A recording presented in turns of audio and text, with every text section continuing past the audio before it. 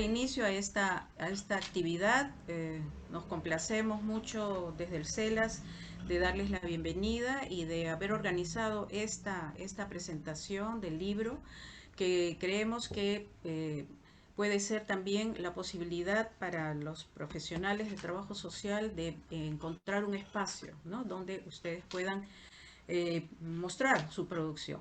Para dar inicio a esta actividad y para dar la bienvenida, estamos dándole la palabra al presidente del CELA, Centro Latinoamericano de Trabajo Social, Ariel Díaz Aparicio. Ariel, adelante. Tengan ustedes muy buenas noches. Quiero expresarles mis más cálidas bienvenidas a todos los presentes y en especial al autor del libro y a los comentaristas que hoy nos acompañan, y a todos los asociados, asociadas, profesionales y estudiantes de trabajo social y público en general. CELAS se complace en presentar a la comunidad profesional y estudiantil de trabajo social el libro digital Sociedad del Conocimiento y Decolonialidad del Aprendizaje por el profesor Carlos Cáceres Torres. Para efectos de la presente publicación, quiero destacar el apoyo que brinda el Centro Latinoamericano de Trabajo Social, CELAS, para la consolidación y presentación oficial del libro.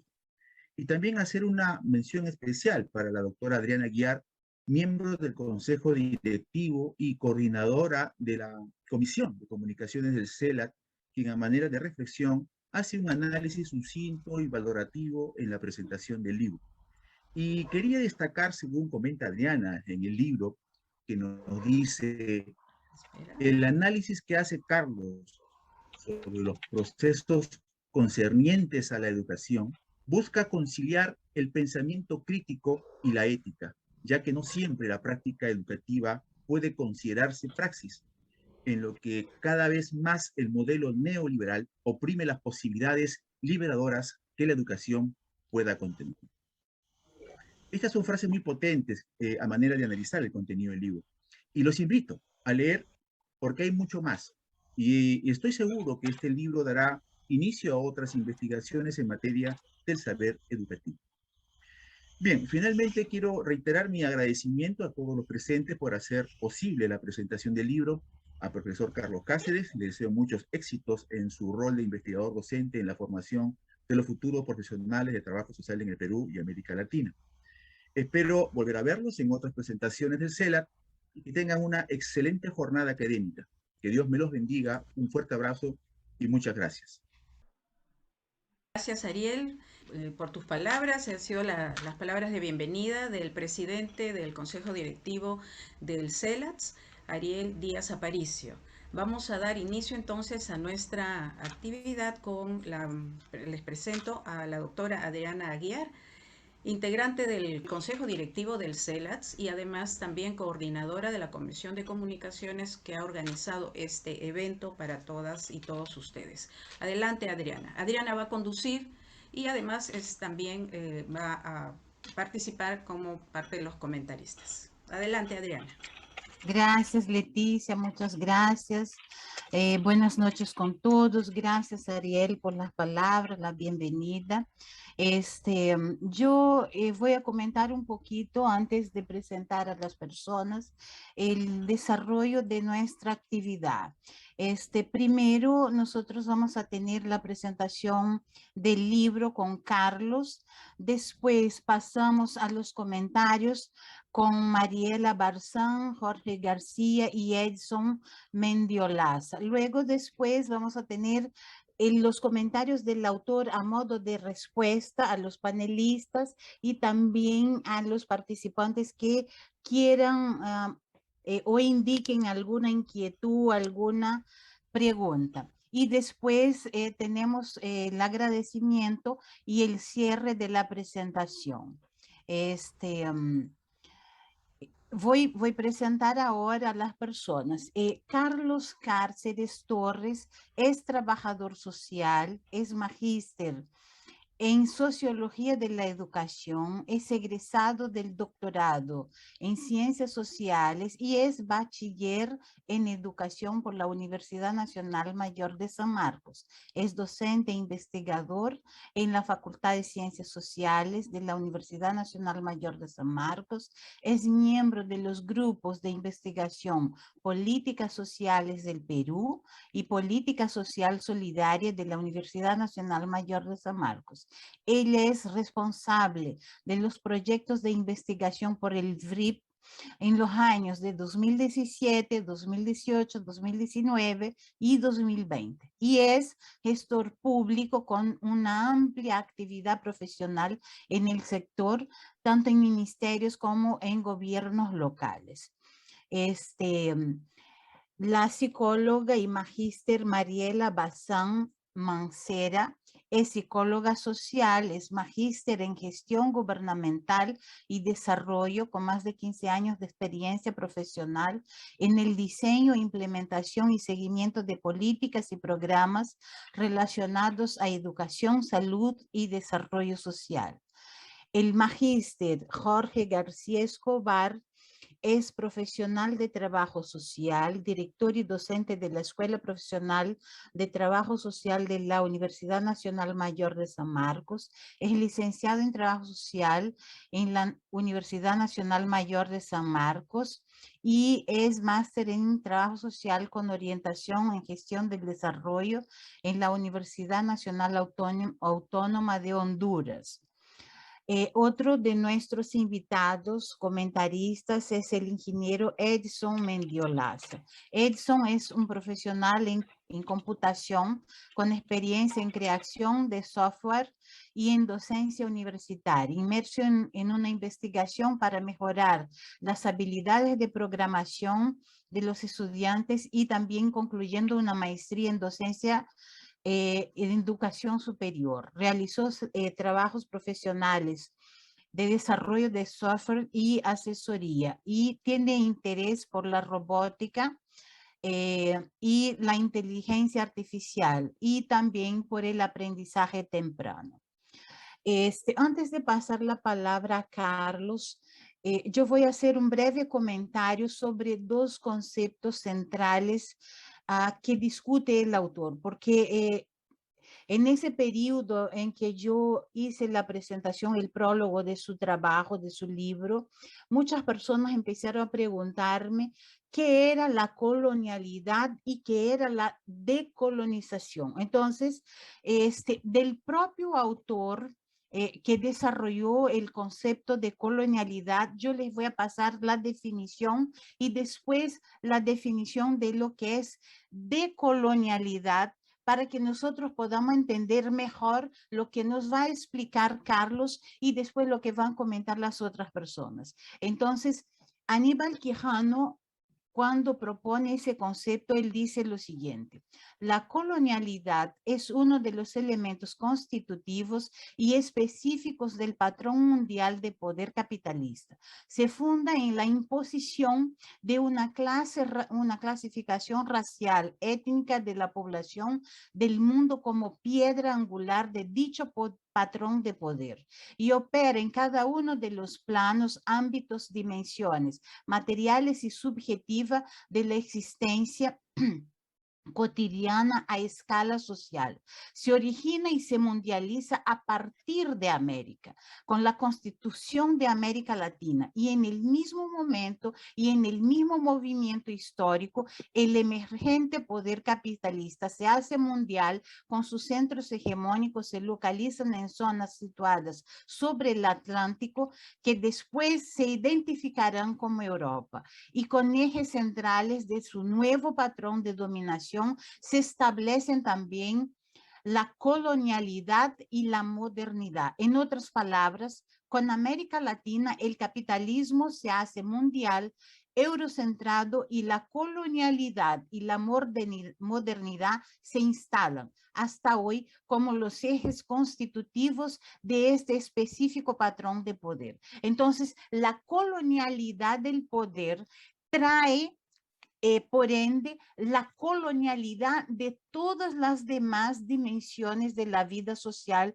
donde nosotros podemos participar. Y el concepto de decolonialidad da cuenta del pensamiento que analiza críticamente la matriz del poder colonial en el capitalismo global persiste bajo formas de conocimientos totalizantes que reafirman el binomio dominador-dominado. Distintas prácticas, voces y movimientos como por ejemplo los feminismos negros, el pensamiento que las universidades indígenas, entre otros, se sitúan como espacios transdisciplinares que abren nuevas epistemologías del conocimiento más allá de las jerarquías epistémicas globales. Se trata de pensamiento que se producen desde un conocimiento situado desde las identidades y espacios geográficos históricamente subalternizados que imaginan y accionan otros modos de habitar el mundo. Entonces, ese rechazo a la colonialidad es lo que abre la posibilidad de descolonizar. Entonces, con esto que yo acabo de comentar, yo paso la palabra para Carlos para que él haga la presentación de esta hermosa obra analítica sobre el audiovisual y la educación en Perú y América Latina. Carlos, bienvenido y felicitaciones. Bien, buenas noches. Muchas gracias por la presentación. También gracias a Mariela por darse un tiempo. Gracias a Jorge García y a Edson también. Bueno, en primera instancia quería comentarles que este libro es parte de un conjunto de reflexiones que no estaban inicialmente pensadas para ser publicadas, ¿no? Esta dinámica de la investigación y del interés académico muchas veces queda como que en borradores, ¿no? Entonces, gracias a un poco a estos espacios de coordinación y motivación también entre colegas es que se da la oportunidad de viabilizarlo como publicación y en ese sentido también la apuesta del CELAT por participar decididamente también en este apoyo y que pueda culminarse el libro y pueda llegar a ser publicado, ¿no? La mayor parte del trabajo ha sido redactado hace varios años, más o menos 2014, 2015, ¿no? Sin embargo, gran parte de los aspectos que se abordan en el libro, que tienen que ver con aspectos más aterrizados como educación virtual, educación audiovisual, todo el proceso del contexto de cambios relacionados con estas nuevas prácticas de acceso al conocimiento relacionadas con lo audiovisual, es un poco lo que motiva, dado el contexto actual, ¿no? De aislamiento social y de una apuesta general obligatoria por el uso de la educación virtual, a buscar un poco generar de estas reflexiones que estaban ahí un poco guardadas, poder contribuir a esta discusión, a estas diversas discusiones y diversas interrogantes que se generan en torno a la educación, pero también en torno a la educación desde el lado social, ¿no? Porque, claro, estas reflexiones tienen que ver con un fondo en el tema educativo, pero son reflexiones desde el trabajo social, desde las ciencias sociales, y de repente ahí hay que ver cómo se articulan, ¿no?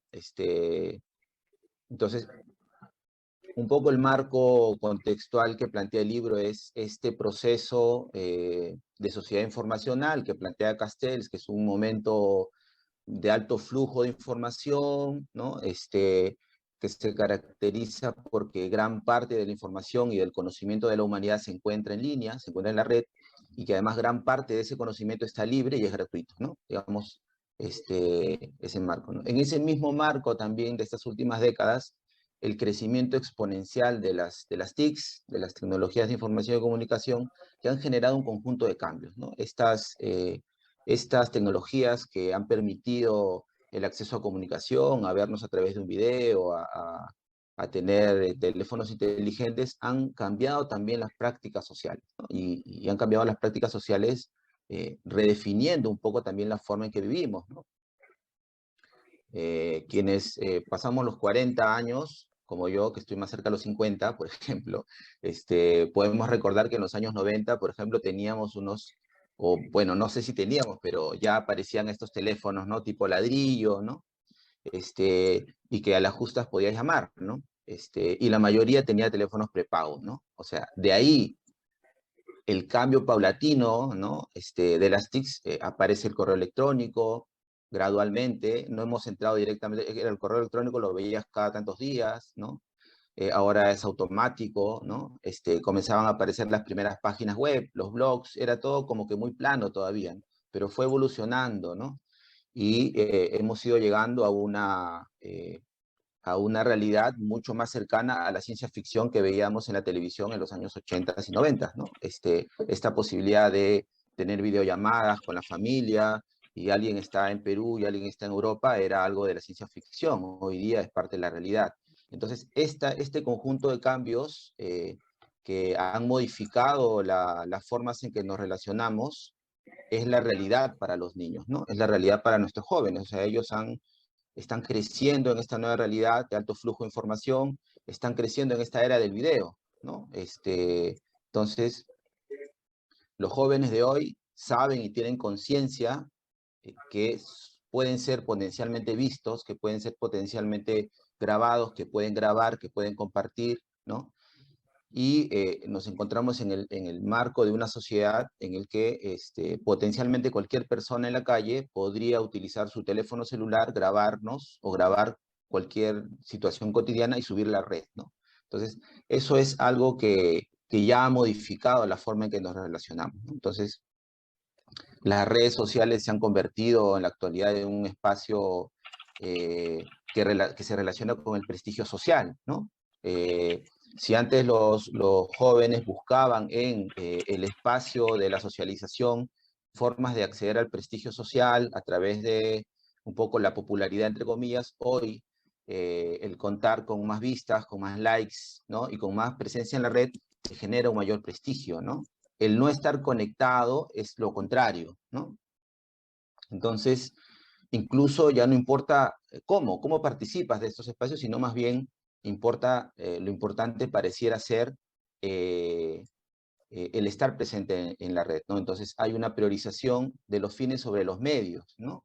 Hay una racionalidad que está muy acorde con la lógica del modelo capitalista, ¿no? Y la cosificación de la sociedad, donde no son los intelectuales quienes puedan tener una influencia de pensamiento, ni son de repente los actores políticos, sino más bien son los influencers, ¿no? Que representan un tipo de liderazgo diferente y que tienen una vida basada eminentemente en una mediatización o una mediatización de la vida, ¿no? Donde nociones como la idea de ganar dinero jugando juegos en línea o juegos en red, o la idea de ser youtubers para generar ingresos, o incluso estas posibilidades de que puedas ver muchas tandas de videos y te genere ganancias, ¿no? Son ideas que circulan en la juventud, ¿no? Y en la niñez, ¿no? Porque son aspectos que surgen en esta nueva era de la internet y del video, ¿no? Entonces, todos estos aspectos que modifican la conducta, que modifican las interacciones, están enmarcadas en un contexto en el que la sociedad y el Estado moderno actual van marcando, ¿no? Formas en las que esta sociedad se puede reproducir, ¿no? Esta sociedad en red, ¿no? Entonces, a la par que existen estos cambios que pueden ser considerados avances tecnológicos, que pueden ser considerados nuevas herramientas, a la vez también sigue existiendo y sigue ahondándose las grandes desigualdades sociales, ¿no? Siguen ahondándose la pobreza extrema, el alto desempleo, el subempleo. Hay una precarización de la vida urbana y también hay un desalentador abandono del ámbito rural. Este conjunto de condiciones expresan no solamente la debilidad del Estado, ¿no? Sino de fondo una idea de Estado ajeno, que implica una noción diferente en relación a lo que significa el Estado, el gobierno y la población. Entonces, este Estado moderno actual responde a una estructura de sistema mundo moderno y plantea en el marco de estas funciones ampliadas, ¿no? Que es un concepto que parte de las nociones de Marx y luego es replanteado como aparatos ideológicos del Estado, ¿no? Como funciones ampliadas, la educación funciona como un aparato ideológico que permite esta reproducción social del sistema y finalmente reproduce también las desigualdades, ¿no? O sea, hay un conjunto de elementos en el marco del sistema que incluyen a la educación, que incorporan muchos cierres, ¿no? Muchos candados a la movilización social y que impiden justamente que se puedan superar estas grandes desigualdades existentes. Este tipo de modelo, además, define un tipo de ciudadano, un ciudadano acorde al sistema, justamente que es un ciudadano más consumista y mucho más presto, ¿no? Y que facilita las formas de dominación existentes, ¿no? Para hacer la metáfora, y algo ahí por ahí adelanto de los aspectos que toco en el libro, ¿no? Para hacer la metáfora de la Matrix, ¿no? Donde el sistema alimenta a las personas, pero solo las alimenta para poder alimentar de ellas mismas.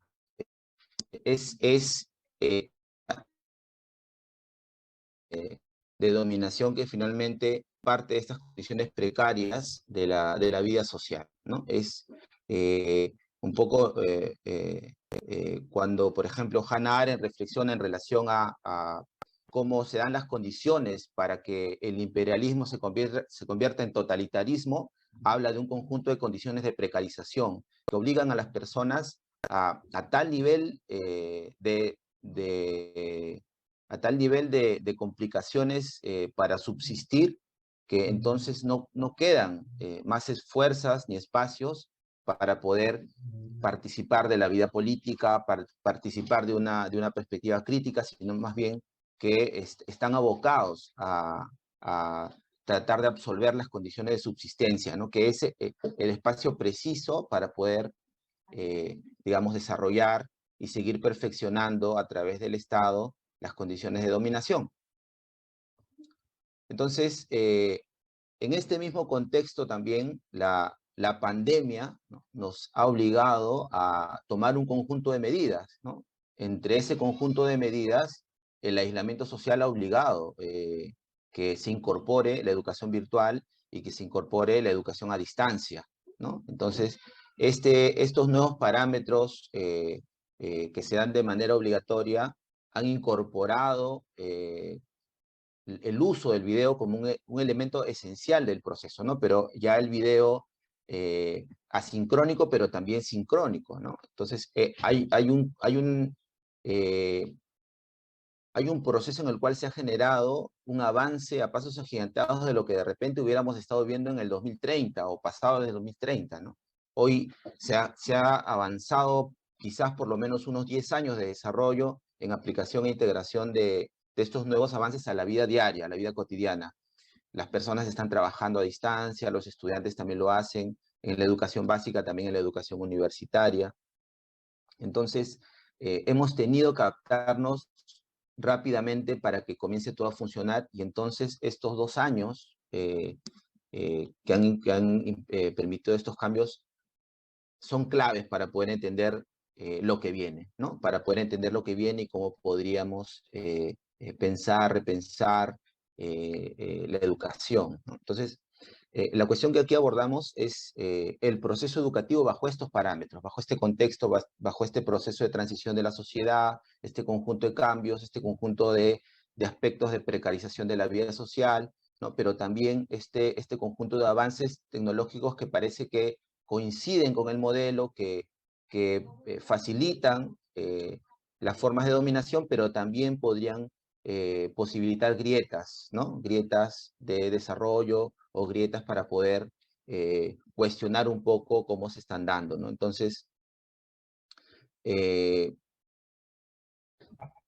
a partir de eso que justamente cabe la pena mirar cómo a partir de ello nuestros estudiantes están incorporando en su vida diaria cambios en las formas en que se comunican, se relacionan, pero también principalmente en la forma que aprenden, ¿no? Creo que ese es un tema fundamental. ¿Cómo están aprendiendo nuestros estudiantes? ¿Cómo están incorporando estos nuevos aprendizajes? ¿Qué están, cuáles son estas dinámicas que les permiten incorporar estos nuevos conocimientos, ¿no? Entonces, analizar estas formas de acceder al conocimiento implica también cuestionar de repente cómo se está utilizando los medios audiovisuales en el aula, ¿no? Hasta antes de la pandemia, por ejemplo, utilizar un celular era casi como posibilidad para una sanción, ¿no? O una separación, ¿no? Y llegada la pandemia es casi como obligatorio, ¿no? Si ahora usa tu celular, ¿no? Entonces, el cambio de discurso podría ser incluso contradictorio. Entonces, ¿cómo lo están entendiendo, no? ¿Cómo utilizamos, cómo miramos este espacio con estos cambios para posibilitar que en la educación básica se pueda promover no solamente la incorporación de estos estilos de aprendizaje al aula, sino que adicionalmente podamos incorporar formas de pensar críticamente el saber, ¿no? Cómo podemos incorporar en la educación también una perspectiva crítica del saber, donde identifiquemos los procesos que estamos viviendo como sociedad y que no solamente sean espacios contradictorios de enseñanza que puede ser poco útil en la vida diaria, ¿no? Entonces, en tal sentido, repensar una educación que pueda proponer una propuesta ecológica de saberes, ¿no? Que rechace todo tipo de perspectiva determinista, impositiva, sino más bien que incorpore un enfoque transdisciplinar, que pueda permitir cambiar esta lógica de acceso al conocimiento y a la enseñanza, y que podamos pasar de una sociedad informacional a dar paso a una verdadera sociedad del conocimiento, que es un poco la búsqueda que tenemos y que solamente puede ser posible en la medida que podamos contextualizar el aprendizaje, reconociendo nuestras realidades y situándolas en los contextos de cada uno y cada una de nuestros estudiantes, ¿no? Entonces, esperamos que un poco el libro pueda aportar en ese sentido, aportar en estos debates, ¿no? Muchas gracias. Gracias, Carlos. Ahora voy a pasar la palabra a nuestra querida Mariela Bazán para que ella pueda hacer sus comentarios respecto al trabajo que ha desarrollado Carlos y que nosotros traemos al público hoy ahora. Mariela, te paso la palabra. Bueno, muy buenas noches, muchísimas gracias. Bueno, en primer lugar, saludar a cada uno de ustedes, en especial a Carlos, agradecerle por esta invitación y por invitarme en realidad a esta Casa del Trabajo Social. Yo soy psicóloga, en realidad soy compañera, pero digamos, es bonito estar entre otros colegas. Y bueno, en principio en realidad quisiera evidentemente felicitar y agradecer a Carlos, ¿no? Por este importante aporte. Lo conozco a Carlos en realidad hace muchos años, más de 10 años creo yo, y claro, lo conozco en varias otras facetas, más de gestor, de especialista en muchos temas de desarrollo social, pero claro, me ha dado mucho gusto poder encontrar a este otro Carlos, que es el Carlos docente, el Carlos investigador. He disfrutado mucho en realidad la reflexión que he visto en su libro, y especialmente por los temas tan vigentes que él desarrolla, ¿no? Voy a tratar de desarrollar 4 puntos en realidad que me han parecido claves. Lo primero en realidad es, digamos, esa afirmación crucial que hace Carlos sobre la centralidad de las tecnologías de la información en el proceso de aprendizaje, ¿no? Como él ha descrito ahorita en su presentación, ciertamente el COVID ha absolutamente acelerado este proceso en donde las TIC se han incorporado dentro de la esfera de lo educacional. Y las ha colocado en realidad, por ende, como un elemento crucial, ¿no? Ya ahora hablamos de la Internet y de las tecnologías de la información como un derecho, ¿no? Como un derecho fundamental que el Estado tiene que garantizar. Y por lo tanto el Internet ahora ya vino a quedarse en nuestras vidas. Ya no es posible, creo, concebirnos como sociedad sin Internet. Eso hace 2 años todavía no estaba en agenda, ¿no? como lo ha señalado Carlos. Sin embargo, en realidad sí quería poner como que hay muchos retos para eso, ¿no? O sea, efectivamente las TICs tienen enormes posibilidades, pero todavía creo que está como un reto, ¿no? ¿Y por qué? Porque, digamos, quisiera poner algunos números en realidad que nos permitan entender el tamaño del problema, ¿no? Digamos, tenemos en el país alrededor de 90.000 centros poblados. De estos 90.000, en realidad, 35.700 y algo de centros poblados cuentan con cobertura de Internet, ¿no? O sea, un tercio, en realidad, de nuestros centros poblados tienen cobertura de Internet. Por el lado del acceso al Internet de los locales educativos, el 44.2% de los locales educativos cuenta con acceso a Internet. Sin embargo, ese es el promedio, ¿no? Y como dice siempre mi profesor de estadística, los promedios son muy engañosos porque esconden las enormes brechas o distancias que puede haber entre el primero y el último, ¿no?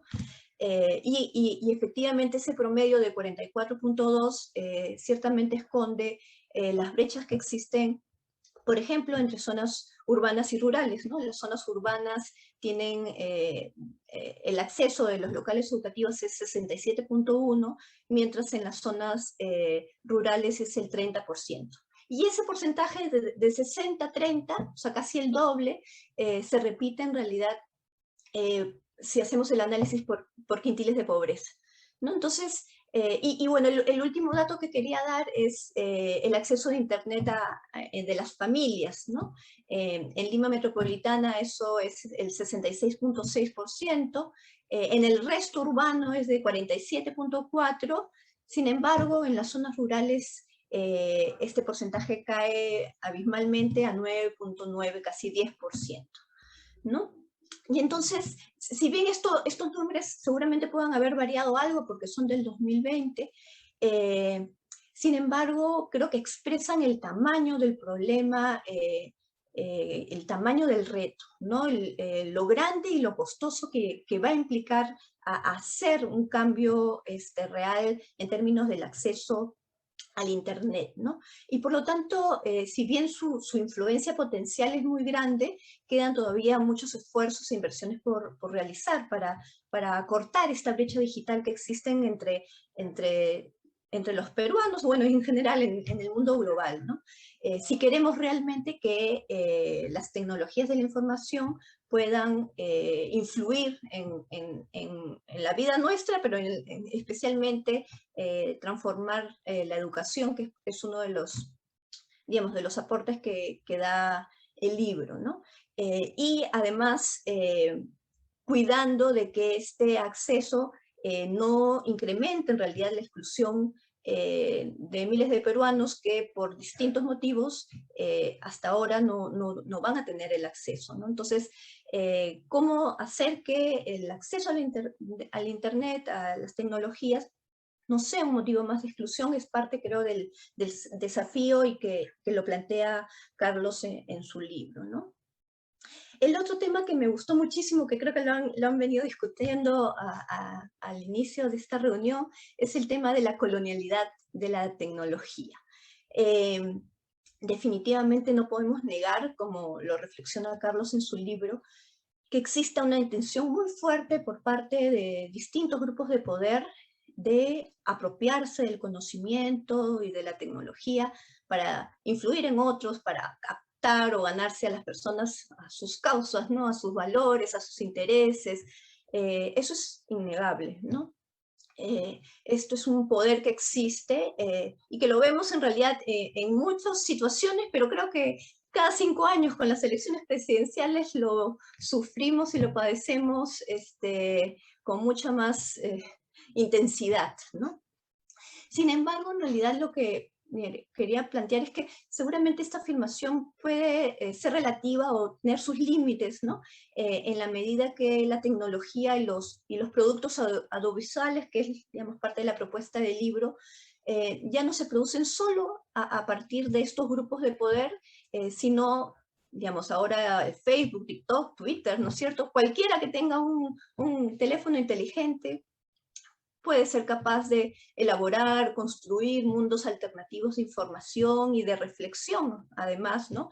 Que compensen de alguna forma estos grandes grupos de poder o estas captaciones del conocimiento que se hablan, ¿no? Y entonces, en realidad, claro, están estos poderosos, ¿no es cierto? Que me los imagino así, ¿no? Pero también, como decía Carlos, existen los influencers, ¿no? O estos líderes de opinión que pueden ser muy diversos, ¿no? O sea, podríamos tener un Mario Vargas Llosa, digamos, que, ¿no? Que es, ¿no? Representa ciertamente no solamente un tema de intelectualidad, sino, ¿no? Una clase social, ¿no? Una historia, digamos, ¿no? Pero que puede tener el mismo nivel de influencia seguramente que un, no sé, que Melcochita, que Renato Tapia, que algunas personas de la farándula, ¿no es cierto? Que ellos seguramente pueden tener mucho más poder en términos de crear corrientes de opinión que estos grandes grupos de poder, ¿no? Y por lo tanto, puedan seguramente estas personas u otras, ¿no? Ser capaces de contrarrestar las campañas millonarias en las que nos pueden involucrar, ¿no?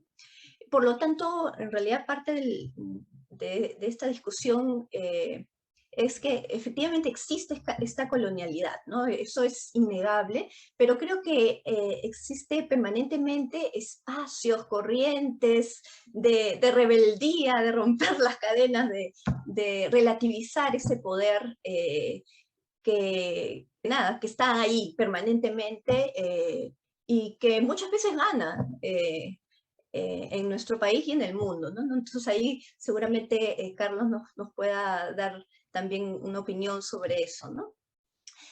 Otra discusión sobre el tema de la colonialidad en la tecnología, que es como la otra cara de esto mismo que he conversado, es sobre el riesgo de bloquear el diálogo y el encuentro con el diferente, ¿no? ¿Por qué lo digo?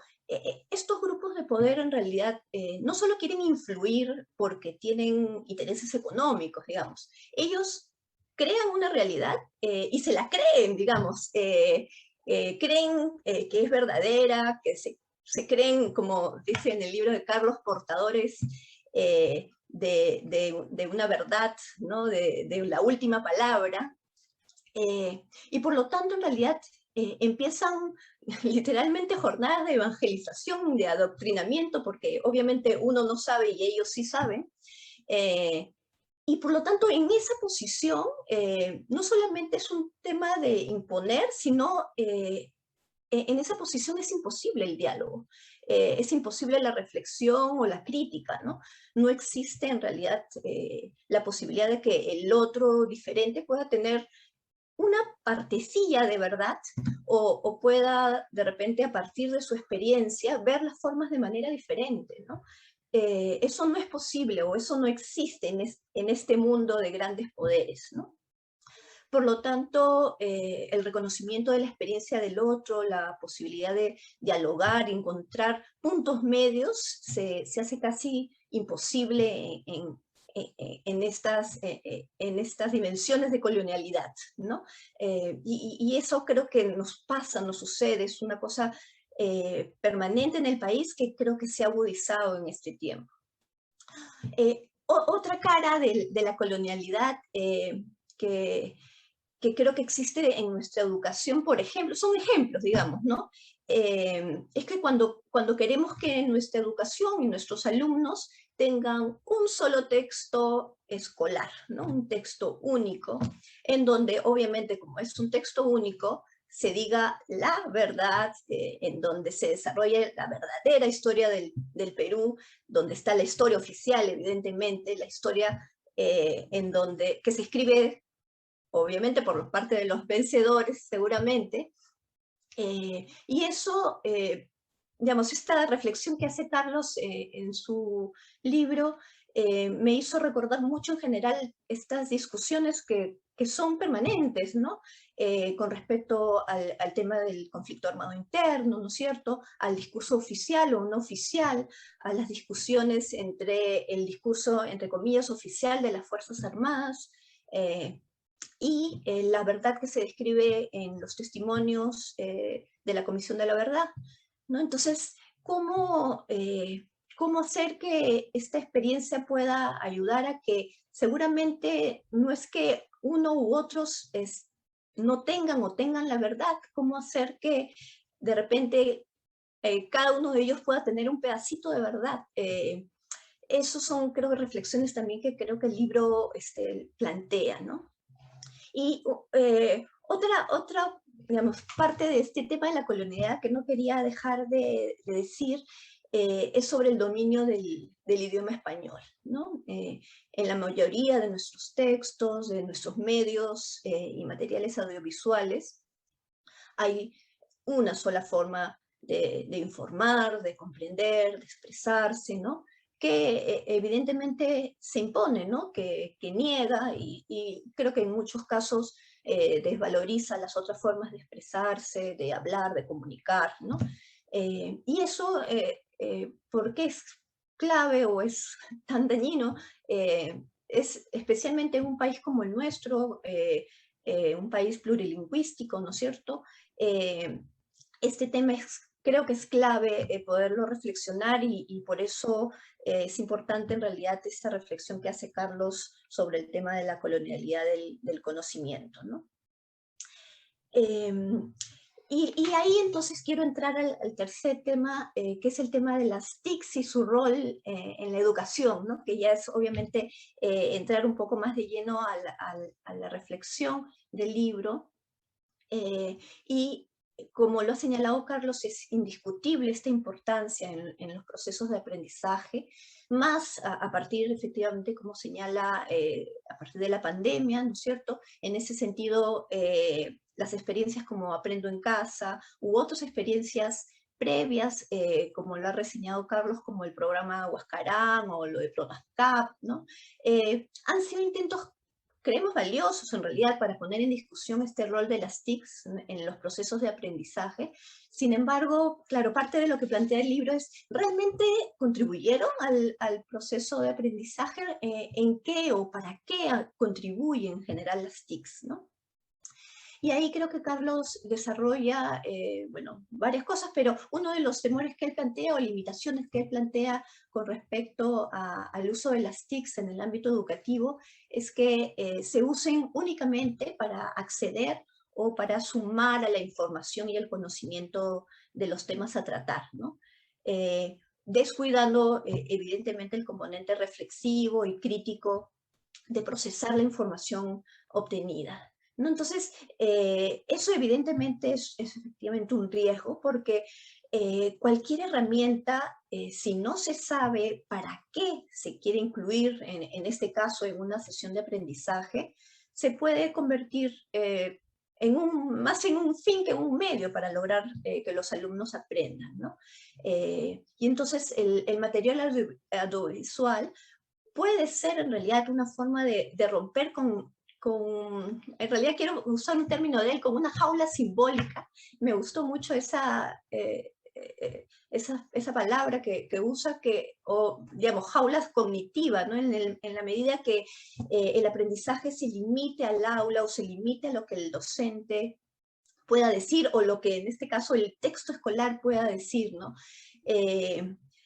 ¿Cómo hacer para romper con esta jaula cognitiva, ¿no? Y ver más allá del discurso del docente, del discurso del texto, de ver otras realidades, otras formas de pensar, de escuchar, otros acentos, otras costumbres, otros colores de piel? Creo que el material audiovisual, en general las tecnologías, pueden ayudar para darle estos otros matices, esta diversidad tan maravillosa que tenemos en el país y en el mundo, ¿no?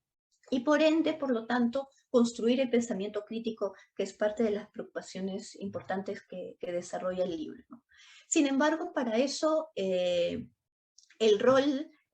un rol fundamental, que es con lo que quisiera acabar, que es el rol del docente, ¿no? Es clave el rol del docente, y en el libro en realidad, claro, plantea muchas preguntas y muchas reflexiones al respecto sobre cuál debería ser ese rol del docente en la educación virtual, cuál es en general el rol de las TICs en los procesos de aprendizaje, si las TICs en realidad van a reemplazar al docente o no, van a complementarlo, ¿no?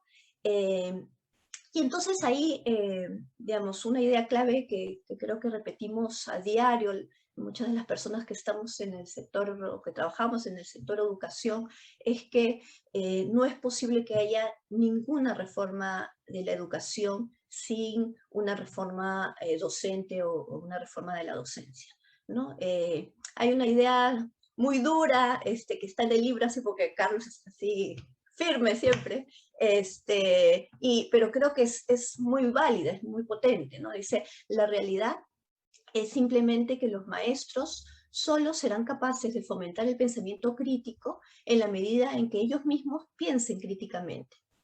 Esta pudiese ser la barrera única y más importante para que el estudiante logre alcanzar las competencias del pensamiento crítico. Y entonces es dura, pero efectivamente es cierta, ¿no? ¿Cómo lograr entonces que los docentes puedan desarrollar o desarrollen o exploten su pensamiento crítico, ¿no? Y entonces, en ese sentido, digamos, hay permanentemente un trabajo, una necesidad por romper este aprendizaje o esta educación vertical, ¿no es cierto?, en donde el docente tiene la palabra, tiene la verdad absoluta, ¿no?, en donde el alumno en realidad, digamos, no tiene, en teoría, la capacidad de criticar, de aportar a ese conocimiento, ¿no? Eso es fundamental, ¿no? Para eso es clave, en realidad, fortalecer el rol de los docentes como facilitadores y mediadores en general del aprendizaje, ¿no?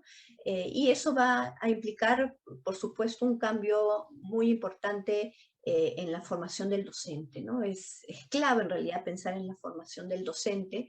De ahí que una de las prioridades de las políticas educativas debiera ser la formación inicial del docente, ¿no es cierto?, cómo fortalecer las escuelas de educación de las universidades y de los institutos pedagógicos, y cómo fortalecer también la evaluación permanente del docente, ¿no? Esta evaluación que ahora está tan de coyuntura, cómo ayudar en estos temas para orientar en el campo y en el fortalecimiento de la docencia, ¿no?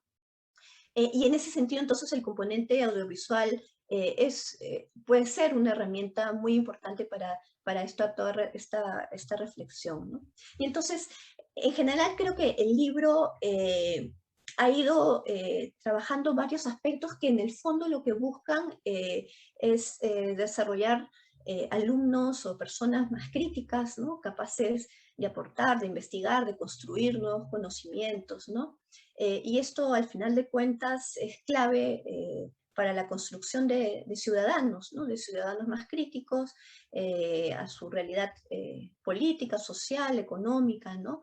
Que es una reflexión y una preocupación permanente de Carlos, ¿no? Cómo construir y generar nuevas y mejores oportunidades para el país, para el mundo, ¿no es cierto? Creo que el libro ayuda a esta reflexión y por eso en realidad agradecer mucho a Carlos, porque creo que ha puesto en realidad en discusión un tema que creo que da para más, como decían muchos de los que han comentado previamente, ¿no? Entonces nada, se urge seguir profundizando en muchos de los temas y agradecerte mucho, Carlos, por este aporte.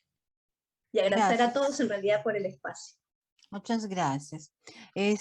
Ahora voy a pasar la palabra para el Jorge García para que haga sus comentarios, pero voy a tener que limitar el tiempo entre 10 y 15 minutos. Disculpen, sí, por favor.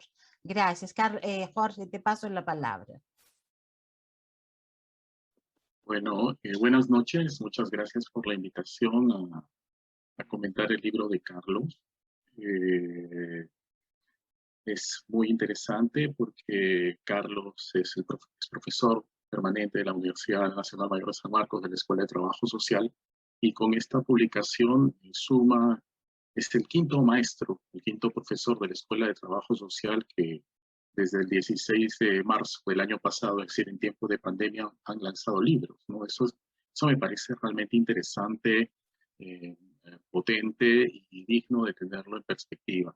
Creo que con la obra que comparte Carlos pasa a asumir un rol académico mucho más amplio, ¿no? Mucho más amplio que el que ha estado teniendo dentro de la universidad, ¿no? Porque pone la voz en discusión, abre su perspectiva no solamente al pequeño colectivo, ¿no? Sino pasa a un nivel de discusión, como digo, de reflexión, de intercambio, mucho más amplio, donde definitivamente pues a todos no les vas a caer bien, ¿no? A todos no les vas a congeniar, ¿no?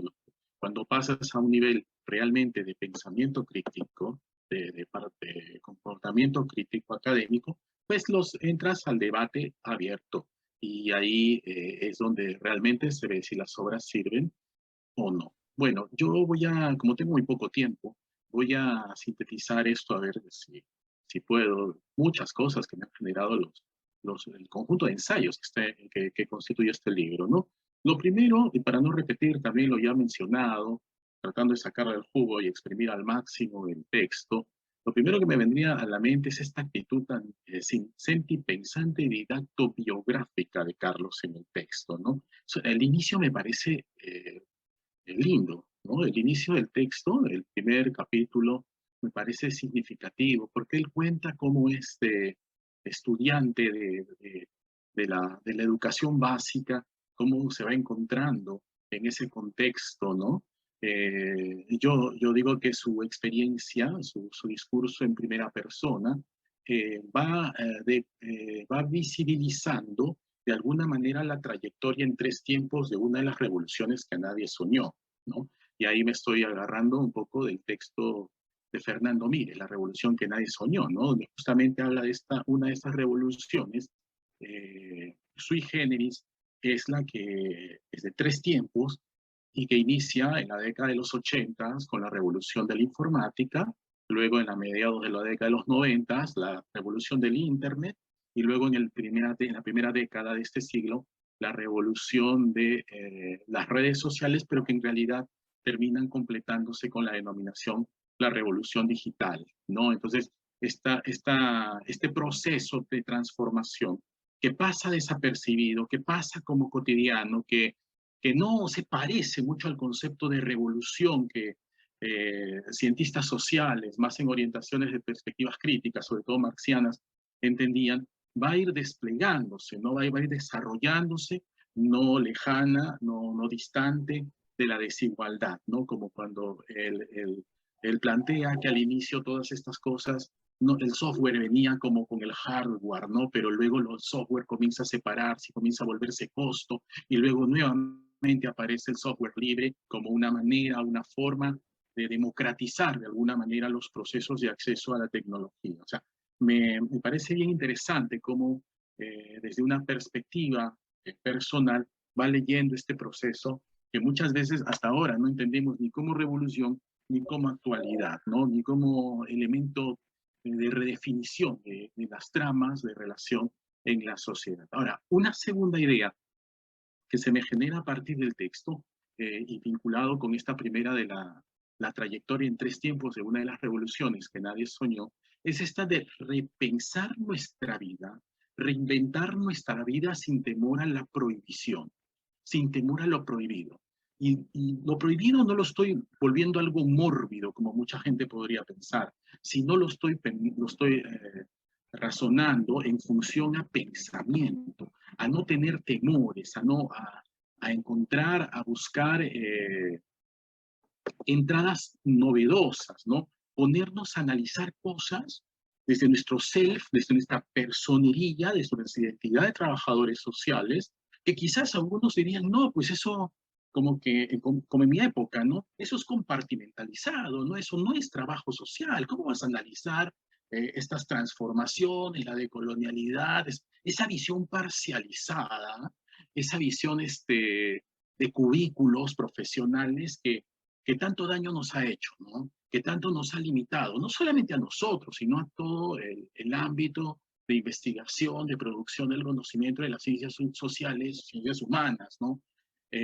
Creo que el trabajo es una interesante expresión de la voz, de encuadres profesionales, desde una formación, desde una cultura profesional que es la del trabajo social, frente a temas que usualmente no son analizados por los trabajadores sociales, que tradicionalmente como que lo vemos con distancia, quizás con el temor humano, ¿no? Porque el ser humano tiene miedo ante lo novedoso, ¿no? Preferimos la estabilidad al cambio, preferimos el área de confort, de estar buscando nuevas experiencias, nuevas contingencias, nuevas maneras de ver y de notar la realidad, ¿no? Entonces, me parece, creo que también ahí hay un punto bien interesante, ¿no? Como Carlos va marcando, ¿no?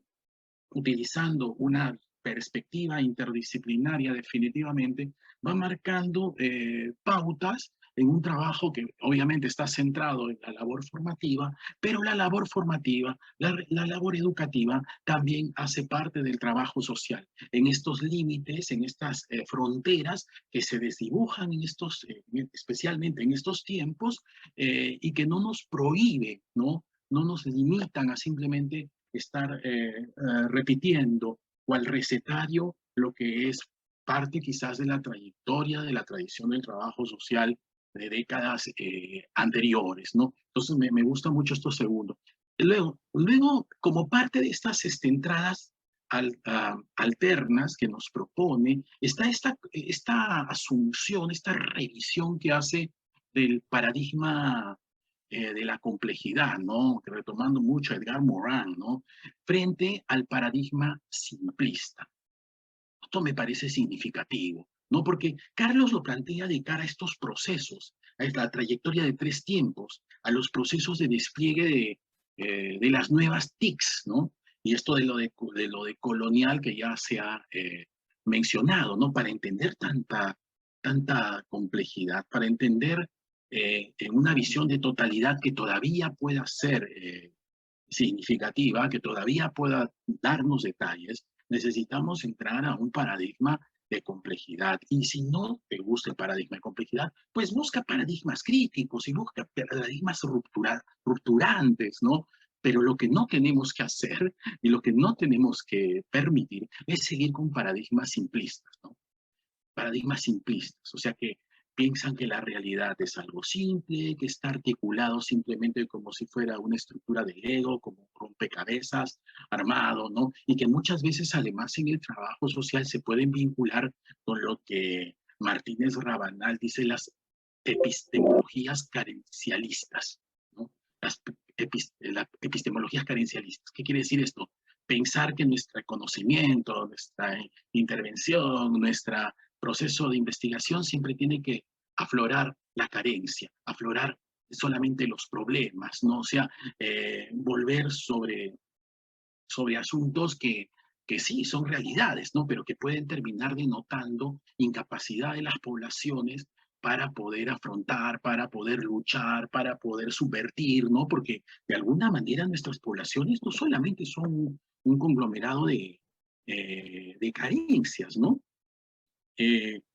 Sino, y de problemas, sino también son de potencialidades, son de culturas, son de saberes, son de distintos elementos que pues deberían llevarnos a una visión, a un encuadre mucho más positivista y menos negacionista o negativo, ¿no? Entonces,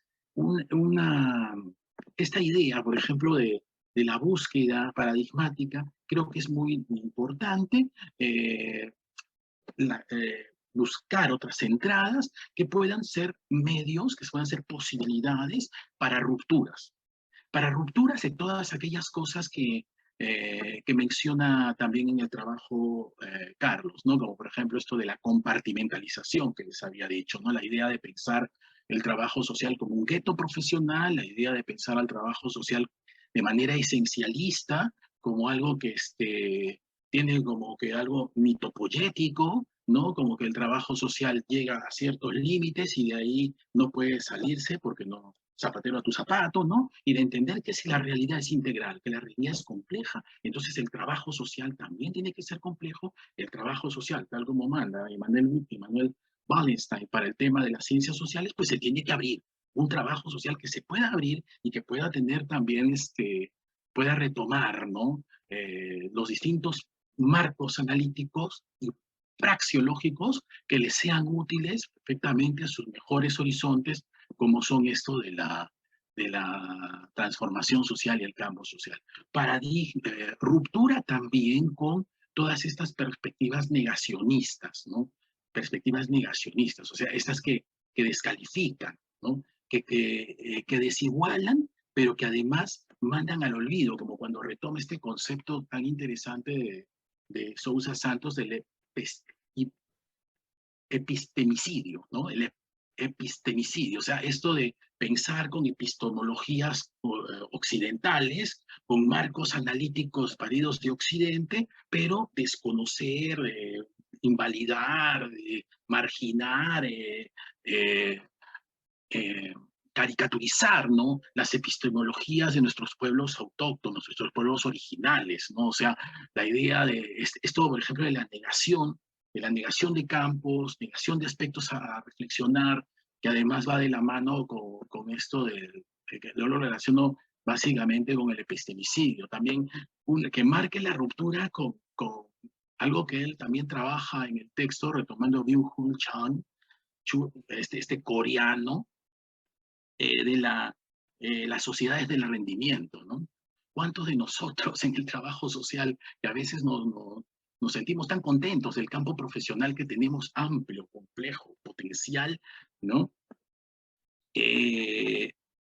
Estamos actuando en la sociedad del rendimiento, ¿no? Simplemente trabajando, simplemente accionando, no dando beta a la reflexión, al pensamiento crítico, como él bien dice. También hay una categoría muy bonita ahí de el adiestramiento como formación, formar para el adiestramiento, algo así algo así funcionalista versus una perspectiva más bien de pensamiento crítico que ponga en cuestión todas las pseudo-verdades, todas las pseudo-dogmas, ¿no? Porque en base a eso se crece en pensamiento, en base a ello solamente el pensamiento crítico podemos llegar a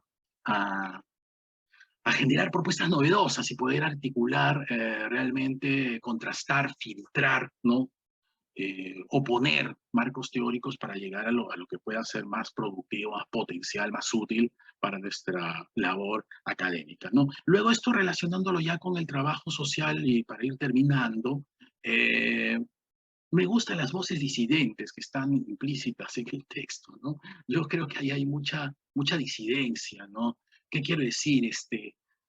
Las ganas de analizar procesos que, como ya había dicho, no son usuales en la reflexión de los trabajadores sociales en una perspectiva bastante teórica y en algunos momentos metateórica, ¿no? O sea, creo que es bueno que tengamos voces disidentes en el trabajo social. O sea, que no caigan en el conformismo de simplemente, como ya decía, repetir lo mismo o peor aún, asumir lo que repiten otros, ¿no? Y también el riesgo, además de seguir simplemente la plana y la replana, ¿no? O sea, de cerrarme en mi perspectiva ideológica y desde ahí simplemente tratar de notar, ¿no? Sin abrir un poco más al pensamiento. La academia es libre pensamiento. O sea, ser profesional es ser un libre pensante. Y libre pensante es acercarse un poco más a estructuras de pensamiento crítico, estilo de repente Escuela de Frankfurt, ¿no? Donde nadie se casa con nadie, sino que lo que busca es realmente poner al límite, estirar, como decía Augusto Serrano, al máximo los distintos pensamientos, los distintos pseudoconocimientos, ¿no? Como una tarea necesaria. Entonces, bienvenidas las voces disidentes en trabajo social, porque esas se pueden acercar más a una perspectiva de trabajo social realmente crítico y transformador. Porque si las voces no son disidentes, simplemente son obedientes, entonces eso nos va a servir más para seguir perpetuando una lógica en trabajo social como que más reformista, ¿no? Y esto realmente va por el lado también de buscar siempre nuevas vías para la comprensión e ir asumiendo como individuos profesionales y también como colectivo profesional que no estamos regularizados, que no estamos normalizados dentro de la normalidad perversa que el 16 de marzo supuestamente debe de haber muerto, ¿no? Sino más bien profesionales, sí, encaminados desde ese pensamiento crítico que tanto promueve Carlos, que tanto defiende Carlos en el texto, ubicándolo obviamente en estas novedades, ¿no? Y actualidades de la transformación audiovisual, de la revolución digital, de las nuevas tecnologías de la información y la comunicación, que además tienen asidero en procesos de cambios, 3 procesos de cambio que son fundamentales: las transformaciones en informática, las transformaciones en microelectrónica y las transformaciones en las telecomunicaciones. No olvidar el sentido político del texto también, y con eso ya termino, para tranquilidad, ¿no? El sentido político, que estos cambios nacen en la desigualdad y se perpetúan en la desigualdad. O sea, están presentes en la desigualdad, porque nosotros estamos a giorno en esta presentación del libro a través del Zoom, pero hay un 25% de peruanos que no tiene, el único Zoom que escuchan es el de las abejas de su chacra, que hay un 25% de peruanos, familias que no tienen internet, no tienen dispositivo Smart, hay 1 de cada 4 chicos en escuela Perú, que los 2 años de virtualidad, la única virtualidad que han tenido es que no han tenido techo, porque han tenido que hacer la clase al campo abierto, porque no tenían internet, y de repente han tenido procesos de formación significativa, como las que también Carlos menciona cuando hace su derrotero, su decálogo de modelos educativos contemporáneos. Bueno, no los quiero aburrir más. Nuevamente, muchas gracias por la invitación, muchas gracias, Carlos Cáceres, por este libro, que espero no sea el primero y único, sino que vengan muchos más en adelante, porque necesitamos voces en trabajo social. Somos de las voces acalladas, somos de las voces que así se hacen como cuando uno se tapa la mano y habla. Hablamos mucho en nuestros colectivos, hablamos mucho en nuestros encuentros, hablamos mucho en el café, hablamos mucho en la conversa, pero no hablamos en el nivel y en la fuerza que debemos de hablar, con obras, con investigaciones que son publicadas, con libros que comienzan a dar vueltas y comienzan a decir, oye, los trabajadores sociales también tienen una perspectiva y una potencia científica que hay que tener en cuenta.